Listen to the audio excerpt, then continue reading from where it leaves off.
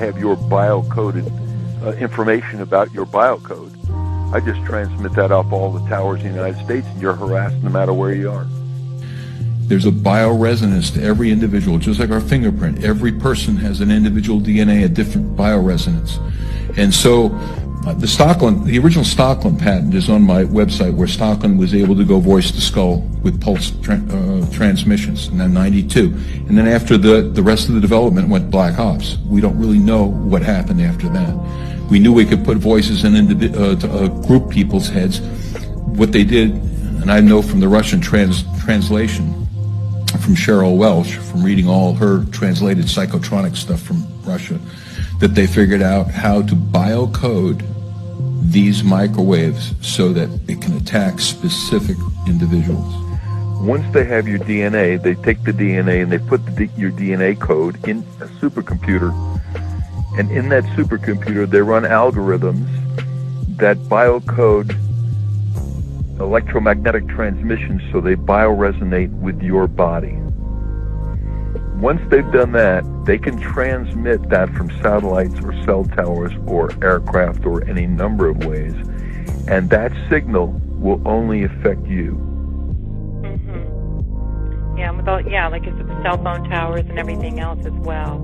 Well, the towers are the Matrix. You know the movie The Matrix? As an example, if I go into a city location and I'm testing an environment, I can see probably anywhere from 30 to 60 Wi-Fi access points.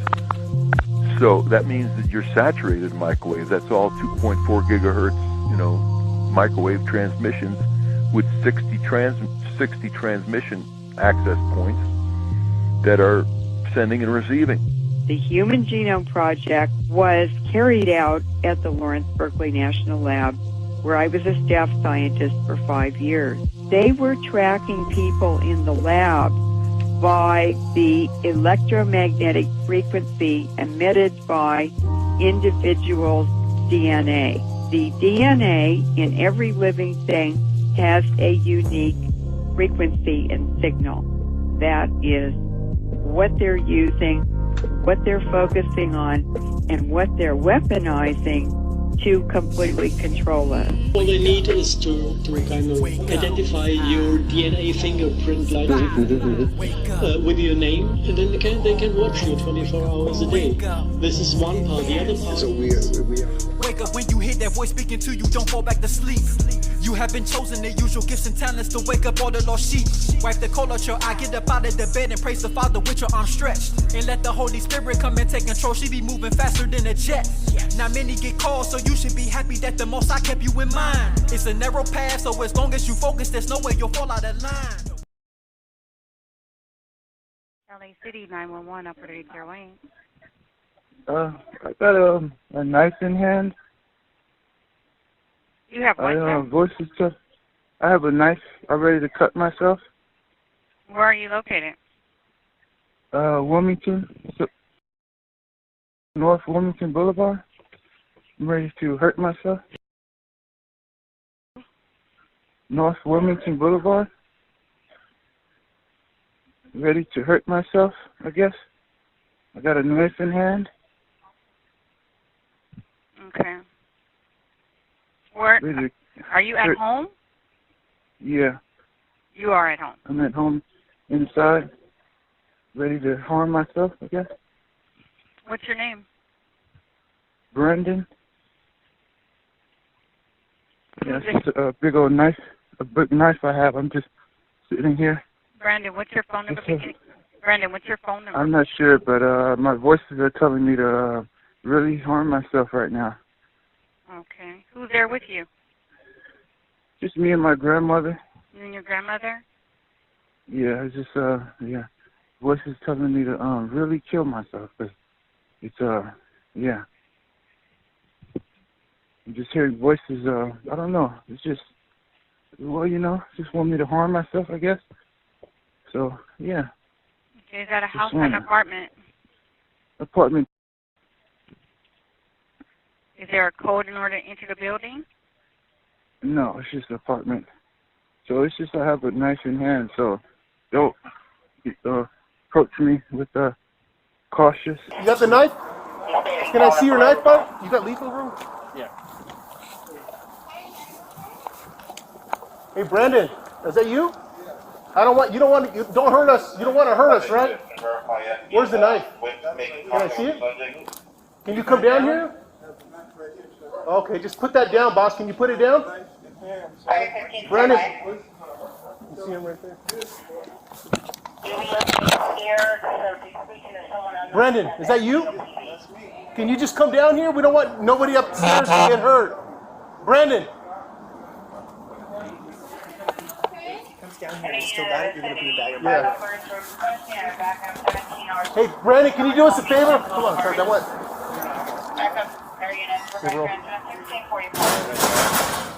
Brandon, can you just put the knife down, boss? We want to make sure, we don't want you to get hurt. Put the knife down. We don't want to get hurt either. Hey, Brandon, can you stop moving? Brandon. Brandon. Brandon. Brandon. Brandon, put down the knife. Can you put down the knife, man? We don't want no one to get hurt. Don't be doing that, man. We don't want nobody to get hurt. I don't want you to get hurt, man. Brandon. You just keep verbalizing. Yeah. Brandon. Brandon. Brandon. How's it going, bud? I'm Officer Lavelle. Brandon. Hey, Brandon. Brandon, we don't want you to hurt yourself. Hey, you can hang up the phone. Just talk to us. Hey, Brandon, can you come down here and just talk to us? Brandon, come on down, man. I just want to talk to you. Hey, Brandon, get off the phone. We're here. You don't need to be on the phone anymore. Hey, Brandon, put down the knife. Brandon. Brandon. That's your name, I'll get some additional units. Okay. Sorry about that, bro. Brandon. All right, bro. I was going to have you... Where you going? Hey, come on, just drop the knife. You guys got a... Can you put down the knife, Brandon? Hey, get behind over here, bro. Get at least some cover behind right here. Give you some distance. Get behind the car, bro. Get behind the car. Hey, Brandon, let me see. Hey, put down the knife, Brandon. All right. Brandon. Hey, brother, get some at least right here. At least we have a... Hey, Brandon. Hey, Brandon, can you put down the knife? Put down the knife. Drop the knife, Brandon. Brandon, don't get too close. There you go. Hey, drop the knife, Brandon. There you go. No, he did it. Drop the knife. Drop the knife, Brandon. 5040. Hey, get down. Hey, put the knife down. Put the knife down. Put the knife down. Put the knife down. Put the knife down. Get down. Don't move. Don't move. Don't move. Don't move. Don't move. All right, bro. Shots fired. One shot. One shot. One shot. Don't move, Brandon, please. Don't move. Don't move. Do not move. Come on. Don't move. All right, guys. Give me the taser. Get the taser up. Taser up. Taser up. Taser up. Taser up. I got it. All right. All right. Don't move. I'm going to move up and kick the All right. knife back. All right. Hit him with the taser. No. Go back off. Hit him with the taser. Hit him with the taser. Don't move. All right. Go ahead. All right. Take him into custody. Shoot on your side, Brandon. Shoot on your side. To respond to the location. Don't move. Hey, we need somebody to... Suspect is down. All right. Yeah, cut. I got a car. The way the technology works, the voice to skull, is to tap into the resonant frequency of the DNA of the individual, the targeted individual. And this allows total mind, spirit, and body control over the individual by those who are running this program. Since I saw on a daily basis how intimately involved in this program of voice to skull social engineering and gang stalking my private security company was, I couldn't help but notice that our client, one of the largest corporations in America and indeed the world, just happened to have a massive database of DNA on its property. A DNA database that stores the DNA of millions of Americans. Their emotions, their thoughts, their minds, their heartbeat, their muscle movements, their dreams, their thoughts. Everything they see and everything they hear is all recorded and manipulated by this technology. And all of this is made possible by the people running this program, utilizing the technology to tap into the resonant frequency of the individual's DNA. So they can broadcast this from a satellite, a tower, over many, many miles, and yet only that particular person, the targeted individual with that particular physiological signature or DNA signature, will actually pick up the sent message, correct? That is correct. The digital receiver is the human brain. Okay, so you could be standing in a room full of 100 people. The stream of energy, the stream of electromagnetic... Hits everyone, but you're the only one who gets it. That's what I was saying, yeah. It would pass right through and around everyone, and they would not even sense anything. But the victim would absorb the energy and feel its effects, because only the victim possesses that specific brainwave signature, which the stream of energy is tuned into. The supercomputer begins to monitor all electromagnetic activity of the victim's brain by way of this bidirectional stream of energy. And it begins to monitor and download all that information back into its database. The system, the supercomputers are designed to clone, to download one's entire persona and psyche back into its database. Because of my responsibilities in surveillance as a otherwise normal security specialist, I was showed this technology at work. And it was through the perspective, of course, of the camera, and what I was told that it was obvious it was being used through the eyes of the targets. So I have seen it, and it is absolutely remarkable. It's just like a first-person, video game or something where you see right through the eyes of the individual. When we look through our eyes, there are photons hitting the outside of our face. They don't actually make it into the part that thinks. The part that thinks is looking at something else. It's looking at some kind of weird compressed signal. Basically, those optical signals are interpreted by the brain, and then you perceive them as vision. You perceive them as pictures and so forth, but this is all electrical signals within the brain. And so the exact same thing, the data is taken in through the eyes, and then your brain renders it in a visual form that we know as sight. The exact same thing happens with the computer. The data is sent to the computer, then it is rendered in the form of a picture that people can look at. Images, like natural images, like what I'm looking at, have so much structure that they can be shrunk and compressed into a very tiny, what AI people call representation. So what our brains seem to do is build a very, very good compressed representation of the world. Call it a model.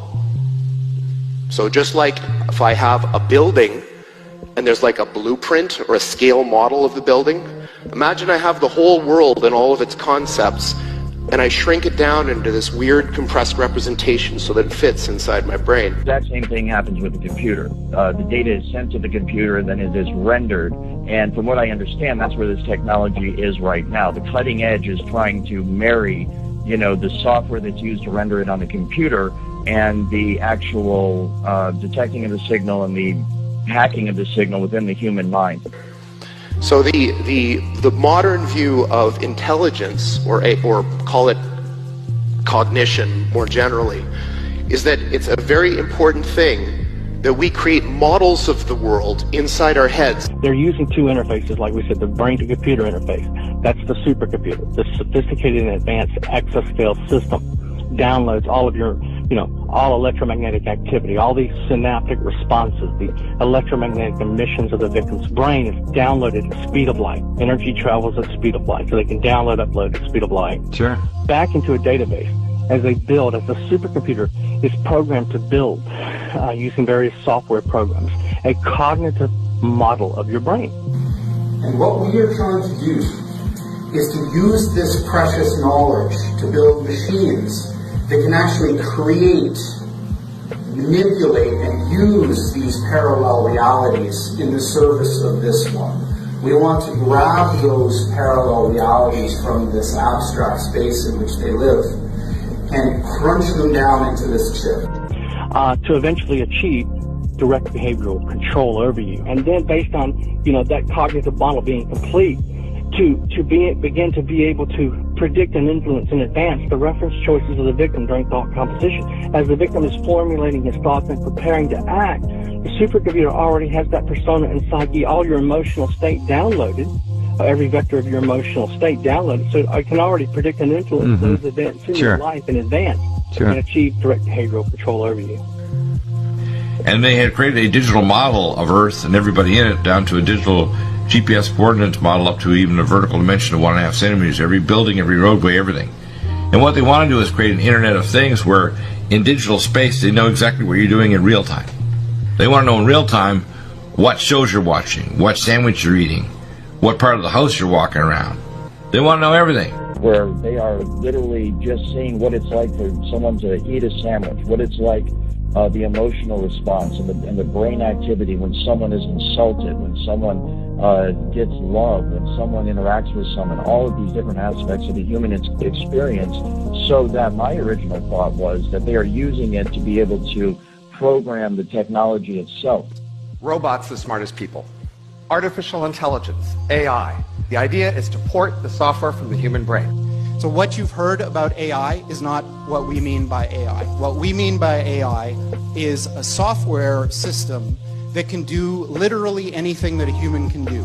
Literally anything. In fact, the very nature of the research and development program that is going on in Seattle, Washington, and I think by extension what's being done to TIs around the country is very largely geared towards the monitoring of human beings for the specific purpose of recording every aspect of human existence, to monitor our thoughts, to monitor our emotions and our feelings, to inform computer software that is used on robots, that is used on computers themselves, to make them as human-like as possible. And obviously, computers are better at things than people in lots of different ways. So now imagine, not only can they do everything that a human can do, but they can do everything that the best human at any task could do better than them. In 2003, they launched what's called the AI system, which is a intelligent supercomputer with the intelligence of a human being. In other words, a smart human being, but able to think 10 trillion times faster, with the access to all known knowledge and history, and a complete access to the internet and all of the communication pathways. If in fact the algorithms that are now believed to underpin certain aspects of cognition can be run on a quantum computer, the kinds of life or kinds of species that you'll get from that will be qualitatively better. What you might get is a sentience which is fundamentally different and better, in the sense that they'll learn things faster, they'll have deeper insights, they'll be able to predict into the future farther, they'll be able to take actions that have access to understanding that we don't.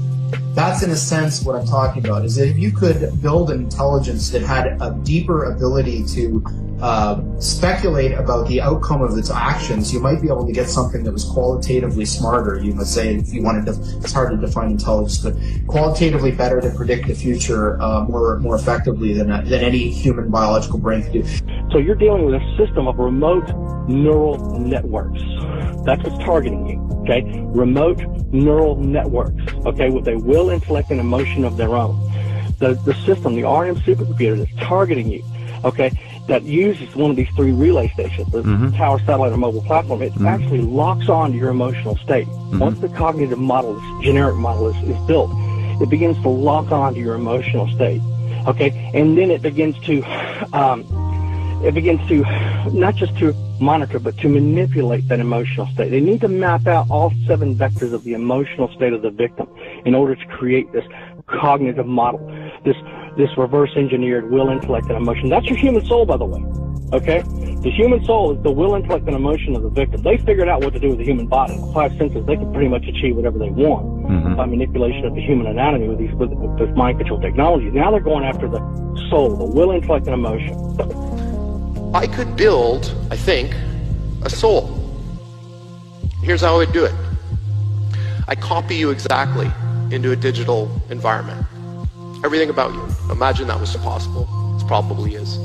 So if I copy you into a machine, that copy process has all of the properties we were talking about as being a soul.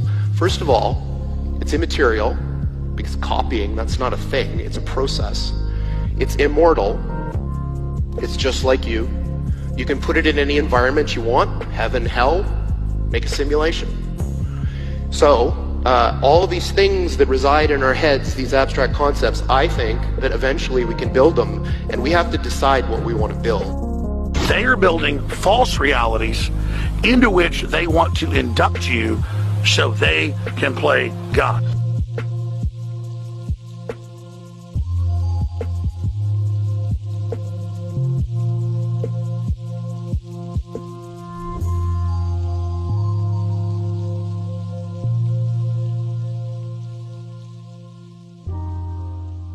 When it comes down to this truth, a lot of your friends and family gon' hate you. They still sleep until they wake up, they won't understand this holy nature. We are the light in the trumpet, we shine and letting our presence be heard. Now, every person, place, or thing gon' feel all these spiritual verbs. Take action, cause we already know that the kingdom is at hand. We don't kneel down to no flag, cause every nation